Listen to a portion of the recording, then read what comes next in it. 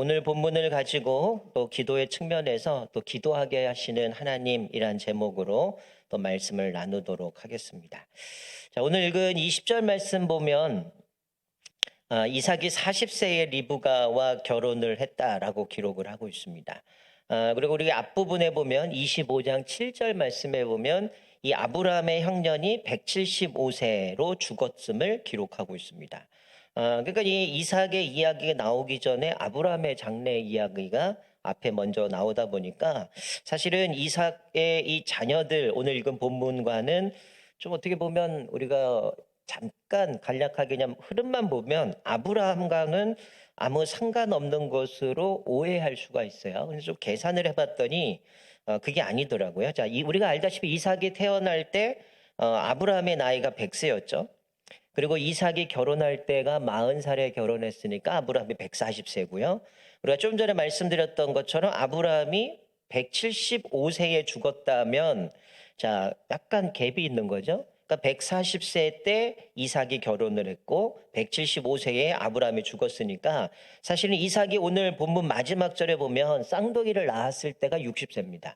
그러니까 20년 만에 자식을 낳게 되다 보니까 그럼 아브라함의 나이는 160세라는 거죠. 그러면 175세에 죽었으니까 그러면 적어도 아브라함은 한 15년 동안 이 에서와 야곱 이 쌍둥이가 태어났고 그리고 그들이 태어나서 뭐 재롱 부리고 또 이들이 15세면은 나름대로 뭐 사춘기를 겪는 그 시간들을 다 지켜봤다라는 결론이 나오게 되는 거죠. 그러니까 앞에 흐름 자체는 아브라함이 175세 앞에 죽었고 그리고 이제 족보들이 쭉 나오면서 이제 이삭의 이야기가 나오다 보니까 이 아브라함은 약간 동떨어진 것 같지만 사실은 같이 살았던 내용을 우리가 볼 수가 있습니다. 그러니까 오늘 본문에 나오는 이 리브가가 자녀를 잉태하고 낳는 과정 가운데에 아브라함은 그 모든 것을 보고 듣고 있었다라는 얘기죠. 그러니까 우리가 좀 측측을 해볼 수 있는 거는 우리가 알다시피 아브라함이 이삭을 바칠 정도로 그리고 하나님은 더 이상 아브라함이 하나님을 경외하는 줄 알았다 하면서 시험을 안 하셨기 때문에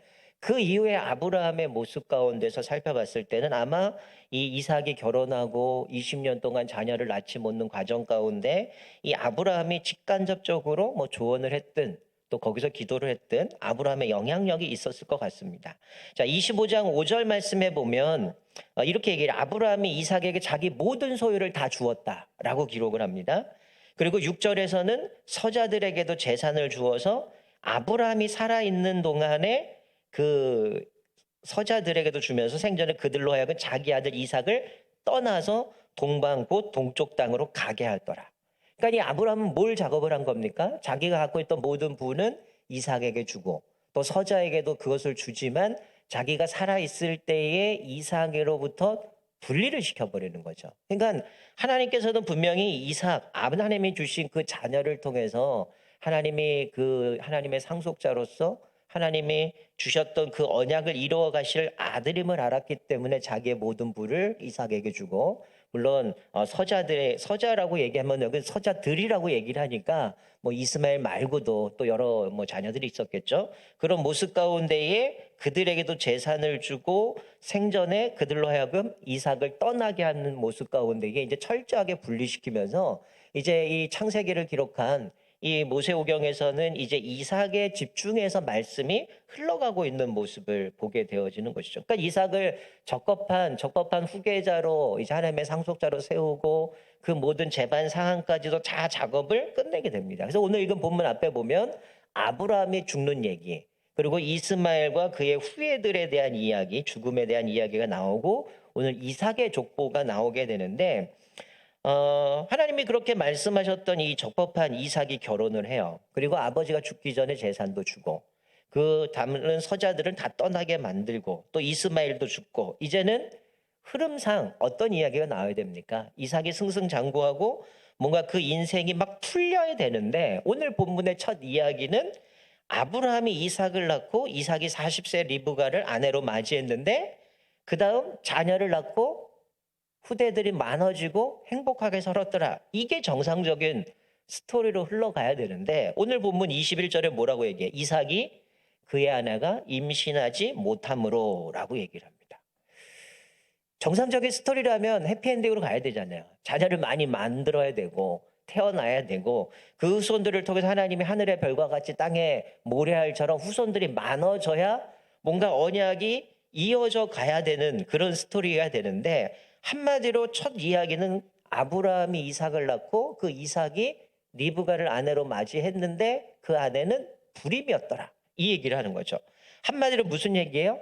하나님과 맺었던 언약과는 점점 멀어졌더라, 이런 이야기를 하고 있는 겁니다. 오늘 본문의 20절에 나오는 거는 40살 때 리브가를 아내로 맞이했는데, 쌍둥이를 낳은 거는 마지막 26절에 보면 60세다라는 얘기니까 그 20년이라는 세월 동안 무려 자식이 없었다라는 거죠. 그래서 21절에 이렇게 기록하죠.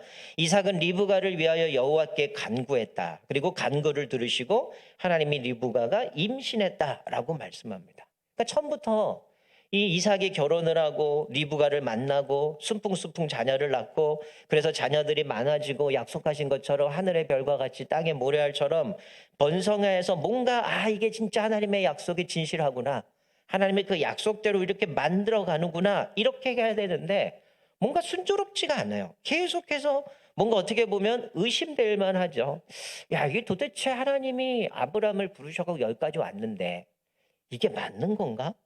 아버지도 나를 그렇게 나이 들어서 낳고 그리고 나서 분명히 나에게도 그 언약이 이루어진다고 얘기했는데 아내는 맞이했고, 그 아내를 맞이하는 과정에도 어땠습니까? 사실은 순적하게 하나님께서 아브라함의 종을 통해서 리브가를 만나게 하고 아내로 맞이했거든요.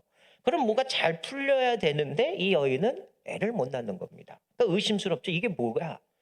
도대체 하나님이 이게 지금 뭔가 언약을 부르셔갖고 우리는 원래 이 동네도 아니고 갈대아 우리 살았던 산데 여기까지 이주시켰는데 이게 뭔가, 왜 되는 게 없는가, 이런 생각이 들 거예요. 근데 나중에 보면 어떻습니까?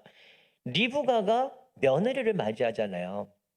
근데 그 며느리 라헬과 레아를 보세요. 어때요? 이들 역시 임신을 못해요. 아기를 갖지 못함으로 괴로워했던 내용들이 나옵니다. 한마디로 하면 이 집안의 여인들 왜 자녀를 낳지 못할까요? 하나님 분명히 약속하셨고 내가 너를 천하 만민의 복이 되게 하겠다, 너로 큰 민족을 만들겠다 하면 사라도 자녀를 낳아야 되고, 이삭의 아내 리브가도 자녀를 낳아야 되고, 리브가의 그 자녀들도 계속해서 자녀들을 낳아가야 되는데 계속 스토리는 자녀가 없어요. 뭔가 언약과는 좀 더 멀어지는 모습 가운데 도대체 이게 뭔가라는 생각을 들게 됩니다. 분명히 하나님은 언약을 맺으셨잖아요. 내가 너에게 많은 씨앗을 주겠다, 후손을 주겠다라고 얘기를 했는데, 가만히 묵상해 보면 왜 하나님이 자꾸 이 여인들이 잉태하지 못하게 하시고 정말 막다른 골목까지 가게 하시는가 보게 되면, 만약에 이게 순적하게 모든 것이 진행이 되고 길이 팍팍 열리게 되면 얼마나 좋겠어요. 그런데 만약에 그렇게 길이 열리고 인간의 어떤 생리적인 현상을 통해서 성취됐다면 아마 이들은 그 자녀에 대한, 자신들이 주셨던 이 후손에 대한 부분이 특별한 은혜로 생각하지 않았을 겁니다. 아마 여러분은 아시겠지만 저는 결혼을 하고 나서 전 그렇게 생각을 했어요. 이제 결혼하자마자 이제 강도사 고시를 봐야 되기 때문에 저는 한편으로 그 생각을 했습니다. 하나님, 저는 강도사 고시를 합격하고 나면 자녀를 잉태했으면 좋겠습니다. 그래서 강도사를 합격하는 발표 나고 나서 얼마 안 돼서 아내가 임신했다는 얘기를 들었어요. 그리고 이제 둘째는 이제 사역지를 옮기면 자녀를 낳아야겠다라는 생각을 했는데 사역지를 옮기자마자 임신했다는 소식을 들었어요. 그래서 저는 생각에 이게 자녀는 그냥 뭐 당연히 낳는 것으로 생각을 하게 됐죠. 근데 둘째를 임신하면서부터 뭐 들어보셨겠지만 뱃속에서부터 양수가 샜기 때문에 아이가 목숨이 위험한 상황에 어렵게 태어났습니다. 그리고 나중에 뭐 아시다시피 몇 년 전에 이제 또 딸이 수술을 하면서 죽기 직전까지 갔다가 이제 다시 살아나는 모습을 보면서, 사실 저는 딸을 볼 때마다, 또 정우도 마찬가지고요, 자녀를 볼 때마다 이건 내 힘으로 되는 게 아니라 하나님의 은혜로 주시는 거구나. 그래서 그 자녀를 볼 때마다 하나님께서 은혜 주시지 않으면 안 되는 거구나, 이걸 늘 고민하고 생각을 하고 살아가거든요. 그러니까 사실은 자녀를 볼 때마다 잊지 않는 거죠. 하나님 때문에 은혜로 주신 딸, 또 아들 주신 딸, 그리고 아들과 딸을 주셨기 때문에 이 자녀들이 하나님이 책임져 줄 거를 믿고 살아간다라는 거죠. 그러니까 하나님이 이 약속을 성취할 때마다 사실은 아브라함부터 부르셔서 그를 인도해 가시는 과정을 볼 때 보면 인간의 어떤 노력이나 당연함이 아니라 하나님이 결정적인 역할을 해주신다는 거예요. 약속을 주시는 분도 하나님이시고 그것을 성취해 가시는 분도 하나님이시라는 사실을 보여주기 위해서 하나님은 뭔가 순조로운 것이 아니라 결정적일 때마다 하나님의 개입하시고 하나님의 은혜로 주시는 것을 깨닫게 되어지는 것이죠. 여러분 성경 한 구절 한번 찾아볼까요? 자, 예레미야 33장 2절 3절 말씀. 아마 여러분 잘 아시는 말씀, 또 좋아하시는 말씀일 텐데요. 구약 1105페이지입니다. 예레미야 33장 2절 3절 말씀. 구약 성경 1105페이지 예레미야 33장 2절 3절 제가 읽겠습니다. 이를 행하시는 여호와, 그것을 만들며 성취하는 여호와, 그의 이름을 여호와라 하는 이가 이와 같이 이르시도다. 너는 내게 부르짖으라. 내가 내게 응답하겠고 내가 알지 못하는 크고 은밀한 일을 내게 보이리라. 여러분 우리가 이 말씀 너무나 사랑하고 암송하는 분도 있고 즐겨 좋아하시는 분도 많겠지만 분명히 말씀에 이를 행하시는 여호와, 그것을 만들며 성취하는 여호와, 그 이름을 여호와는 이가 말씀한다. 너는 내게 부르짖어라. 내가 내게 응답하겠고 내가 알지 못한 크고 은밀한 일을 내게 보이리라 라고 말씀합니다. 여러분 오늘 본문에서도 말씀하는 게 뭐예요? 하나님은 우리의 기도를 통해서 일하신다는 거예요. 우리로 기도하게 만드셔요. 사실 우리 앞에 문제가 있게 하시고 그리고 기도하게 만드시죠. 사실 여러분들이 문제가 없다면 하나님 앞에 기도할 수 있을까요? 안 할 겁니다. 내가 정말 살아가면서 어떤 어려움들, 해결할 수 없는 문제를 만나면 우리는 이것저것 다 해봐요. 사실은 제일 먼저 하나님 찾으면 감사하겠지만 해볼 것 다 해보고 안 되면 어떡합니까? 엎드리거든요. 하나님 안 됩니다.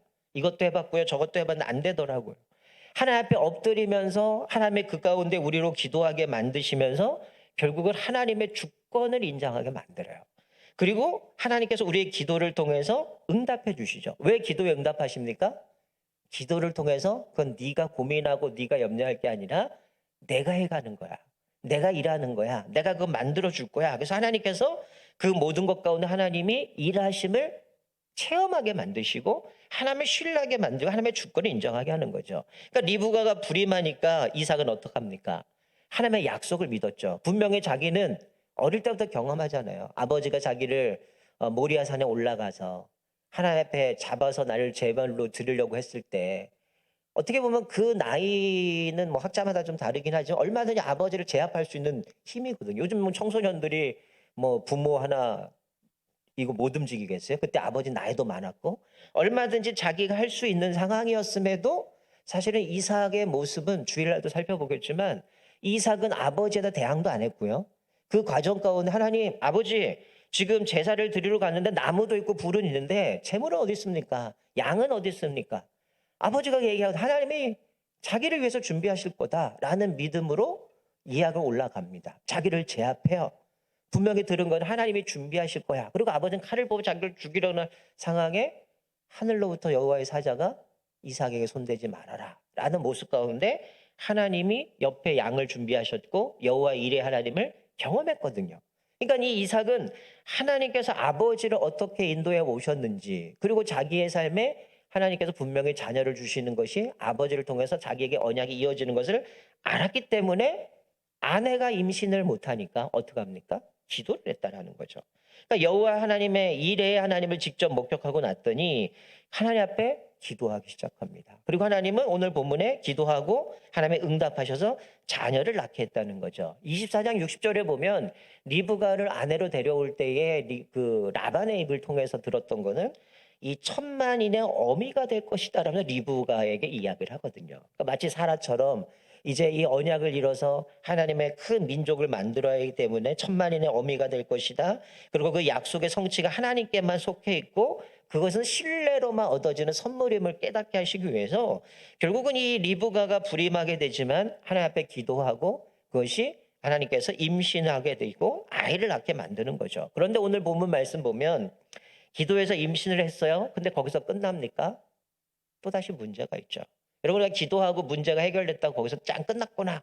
자유구나 아니라 우리는 끊임없는 여러 가지 문제들이 많나요. 자, 임신을 했는데 또 다른 문제가 뭡니까? 아이들이 뱃속에서 싸웁니다.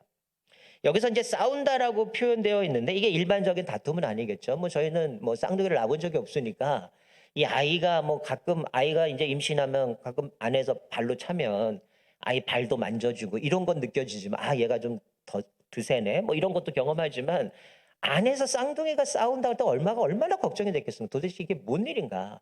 이 아이들의 뭐 문제가 있는가? 이런 생각이 들지 않겠어요? 근데 오늘 싸운다라는 이 표현의 원문을 보면 이게 단순한 싸움이 아니에요. 원어의 싸운다는 의미는 으깬다, 부순다, 압제하다, 학대하다 이런 의미입니다. 이게 특이한 단어입니다. 이 아이들이 안에서 싸우는데 이게 장난이 아닌 거죠. 심각한 싸움을 하고 있는데 22절 보니까 이렇게 기록하죠. 그 아들들이 그의 태 속에서 서로 싸우는지라 그가 이르되 이럴 경우에는 내가 어찌할꼬 하고 가서 여호와께 묻자온대. 여러분 리브가 어떻습니까? 뱃속에서 아이들이 싸워요? 그때 리브가 뭐라고 고백합니까? 이럴 경우에는 내가 어찌할꼬 여호와께 가서 묻자온대 라고 얘기를 합니다. 이삭이 아내를 위해서 얼마나 기도했을까요? 언제부터 기도했는지 우리는 알 수는 없어요. 그러나 20년 동안 자녀가 없었기 때문에 적어도 이제 길게 본다라고 하면 20년 동안 기도했다라고 볼 수 있는 거예요. 짧게는 뭐 그거보다 줄겠죠. 어쨌든 긴 시간 동안 하나님 앞에 기도함으로 자녀를 얻었습니다. 그리고 이제 자녀가 잉태했어요. 둘이 싸웁니다. 이럴 경우 내가 어찌해야 될꼬? 리브가 하나님 앞에 뭐라고 얘기해요? 이럴 경우 내가 어떻게 됩니까? 하나님께 여쭤보는 거죠. 하나님께 묻습니다. 이러면 이게 얼마나 놀라운 변화입니까? 여러분 사실 아브라함이 자기 종을 보내서 자기 고향으로 보내서 아내를 데려오게 만드는 과정 속에서 보면 사실은 우리가 이 라반의 가정을 보면 우리 삼촌은 자기 오빠겠죠? 라반의 가정을 보면 하나님을 섬기는 가정 아니잖아요. 드라빔을 섬겼고 우상 숨기는 사람이고 어차피 아브라함의 형제이긴 하지만 어떻게 됩니까? 그 지역은 우상 숭배하는 지역이었거든요. 이들은 신앙을 갖고 있던 사람이 아니에요. 근데 리브가는 어떻습니까? 결혼을 하고 20년 동안 불임을 갖고 있어요. 근데 남편이 늘 기도합니다. 그리고 자기 아버지죠. 그 자기의 그 장인 어른이겠죠. 저 시아버지죠. 시아버지가 늘 기도하면서 언약에 대한 이야기를 했을 거고 하나님의 말씀에 대한 이야기를 했겠죠. 그리고 나서 태어났는데 쌍둥이가 가졌는데 어떡합니까? 야 이게 뭐야 애가 태어났는데 난리가 났네. 이게 도대체 문제 생기는 거 아니야? 여러 가지 고민이 있겠는데 오늘 본문 말씀에 이럴 경우에는 내가 어찌할꼬 가서 여호와께 물었다는 겁니다.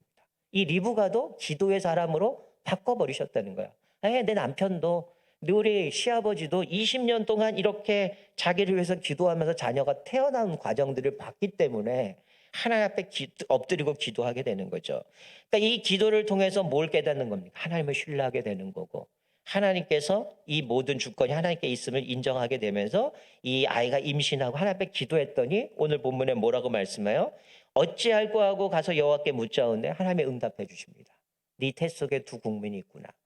뱃속에서부터 나눠질 것이다. 작은 자가 큰 자를 섬길 거다라는 어떻게 보면 아주 놀라운 응답을 받는 거죠. 그 당시의 문화 자체에서는 작은 자가 큰 자를 섬긴다라는 것, 장자권이 뒤바뀐다는 건 상상할 수 없는 일이거든요. 근데 하나님은 이 과정을 통해서 우리에게 보여준 게 뭡니까? 하나님은 기도를 통해서 일하고 계신다라는 거죠. 얼마 전에 하나님께서 이것들 갈 수 있지만 20년간의 긴 기다림 끝에 열매를 맺게 돼요.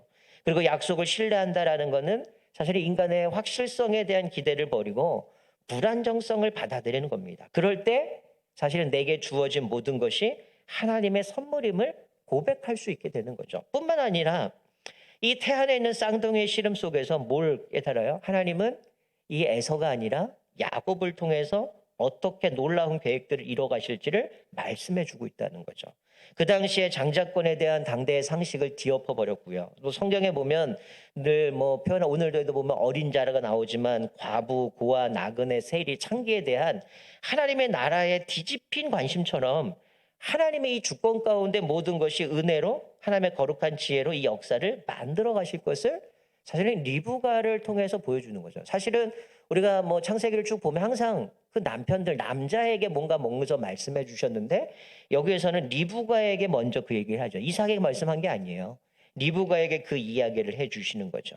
우리가 여기서 깨닫는 게 뭡니까? 우리 어떤 조건이나 공로가 아닌 그거와 전혀 상관없이 하나님께서 우리를 은혜로 부르셨다는 거예요. 그러니까 이 은혜로 자기를 부르셨고 또 하나님께서 구원해 가시고 이제는 야곱을 통해서 하나님이 그 언약을 이뤄 가신다라는 것을 깨닫게 되어지면서 이 은혜를 아는 사람, 하나님의 은혜로 살아간다라는 걸 아는 사람은 우리가 삶이 어떻게 달라질까요? 작은 자가 큰 자를 섬길 거다. 큰 자가 작은 자를 섬길 거다 말씀하셨고, 이제 이 야곱을 통해서 하나님이 이 모든 걸 이뤄 가신다라고 했을 때 어떤 조건이나 공로는 전혀 없을 거예요. 아마 이 부모가 할 수 있었던 건 뭘까요? 겉모습 태어났을 때 외모를 보고 이름을 정했겠지만 그 자녀를 태어나게 하시고 그들을 양육해가 세워가는 모든 과정 가운데 하나님의 일하심들을 보게 되는 거죠. 그러니까 이 은혜를 아는 사람은 어떨까요? 누가 더 많이 가졌느냐, 누가 나보다 더 큰 자냐, 이거 갖고 비교할 이유도 없고요. 그것 때문에 자존감 낮을 이유도 없고요. 하나님은 비록 나는 어린 자와 같지만, 나는 연약하지만 하나님이 나를 세워주신다는 어떤 은혜로 인하여서 나를 이끌어 가신다는 모습 가운데 내 조건이 뭐냐, 내 어떤 노력이 있었느냐, 이거와 상관없이 하나님의 은혜로 만들어 가신다고 한다면 우리는 그저 뭐 하는 겁니까? 하나님의 은혜에 감사하면서 그분이 일하심을 바라보면서 기도하며 따라갈 뿐이라는 겁니다. 여러분, 오늘 이 본문 말씀을 통해서 우리가 깨닫는 게 뭡니까? 사실 우리 살아가서 많은 어려움을 만나죠. 자녀 때문에 어려움을 만나게 되고요. 직장 때문에 어려움을 만나게 되고요. 또 학업을 하면서 또 내가 뭔가 각종 시험을 보고 많은 것을 준비하면서 어려움을 만나게 됩니다. 근데 그 문제 때문에, 어려움 때문에 죽게 돌아오는 사람들이 너무 많다라는 거죠. 나에게 닥친 이 문제 도무지 해결할 수 있는 방법이 없어요. 그런데 하나님을 의지할 수밖에 없도록 만들어 가셔요. 그리고 하나님께 돌아옴으로 인하여서 그 문제들이 해결되는 모습들을 많이 발견하게 됩니다. 왜냐하면 하나님이 결국은 그 문제를 해결해 주시고 그 과정 속에서 하나님만이 내 인생을 책임져 주는 걸 깨닫게 하신다는 거죠. 그렇다고 문제가 그다음 없어지진 않죠. 오늘 본문처럼 리브가가 아이들이 싸우는 문제 때문에 또다시 어려움을 만나진데 왜 그렇게 하실까요? 기도하게 만들었다는 거죠. 리브가도 기도하게 만들었다는 거죠. 그리고 하나님의 놀라우신 뜻을 발견하게 됩니다. 그리고 그 기도를 통해서 일하시고 역사하시는 하나님을 보면서 의지하게 되고 우리의 문제를 해결해 주면서 하나님이 우리의 모든 걸 주관하심을 보게 되어집니다. 우리가 오늘 이 밤에 여러분이 어떤 문제를 가지고 오셨고 또 어떤 고민 때문에 염려하고 계신지 모르겠지만 오늘 이 본문 가운데 이 기도라는 측면을 봤을 때 하나님께서 이 가정을 왜 불임을 하게 만드셨고 20년 동안 애를 낳지 못하게 만드셨는가, 그리고 애가 태어났는데 왜 뱃속에서 태우고 싸우면서 이런 또 문제를 만나게 되는가. 그러나 하나님께서는 이삭으로 하여금 기도하게 만드셨고 리브가를 통해서 기도하게 만드셨고 또 그 기도를 통해서 하나님을 신뢰하게 만들었고 또 하나님의 일하심을 깨닫게 하시면서 주권을 인정하게 하면서 이제는 그 응답으로서 이제 큰 자가 작은 자를 섬길 것이다. 이건 어떤 조건이나 공로가 아니라 하나님의 은혜로 되어지는 모습을 본다면 이제 앞으로의 삶 속에서 하나님께서는 비록 작고 어리지만 불합리한 그런 상황 속에 있지만 하나님 그를 어떻게 책임져 주실 건가를 보여주신다라는 거죠. 그러나 인간의 모습은 흔들리는 모습들이 이제 그 뒤에 스토리로 기록되어져 있지만 우리가 오늘 본문의 말씀을 기록하면서 우리에게 보여준 게 마찬가지입니다. 여러분에게도 많은 문제들이 있어요. 어려움이 있어요. 그런 하나님의 그 문제를 우리에게 허락하신 이유는 하나님을 신뢰하게 만들고 하나님의 주권을 인정하게 만들고 그리고 우리의 기도를 통해서 하나님의 응답하시고 그 문제를 해결하심으로 인하여서 하나님이 우리의 진정한 주인이시고 하나님의 일을 행하시고 그것을 성취하시고 그 모든 것을 만들어주시는 분인 하나님을 우리가 깨닫게 하시기 위함을 우리가 다시 한번 발견하게 됩니다. 여러분이 가지고 있는 고민들, 문제들, 염려 앞에서 내가 왜 계속 우리 삶에 이런 문제가 있느냐 원망하고 불평할 것이 아니라 하나님의 그것을 통해서 우리로 하고 하나님을 신뢰하게 만들고 그리고 하나님이 그 기도를 통해서 일하심을 깨닫게 하기 위해서 우리에게 주신 것임을 기억하면서 무엇보다 우리가 기도하면 하나님의 기도에 응답하시고 또 우리 삶을 반드시 책임져 주신다는 그것을 기억하시면서 내가 왜 응답해 주지 않습니까? 왜 내 방법대로 안 해결해 주십니까? 이것이 아니라 우리보다 뛰어나신 그 놀라우신 지혜로 가장 선한 길로 인도하시는 주님을 바라보면서 하나님 앞에 엎드리시고 또 기도하시고 내 문제 앞에 하나님께서 얼마나 우리가 생각하지 못하는 방식으로 또 인도하실지 그 하나님의 놀라운 스토리를 또 기대하시고 바라보면서 하나님의 엎드리심으로 날마다 하나님께서 우리 삶의 주인 되시고 또 하나님의 인도하심을 바라보면서 날마다 승리하시는 저와 여러분 되시기를 주님의 이름으로 축원드립니다. 아멘.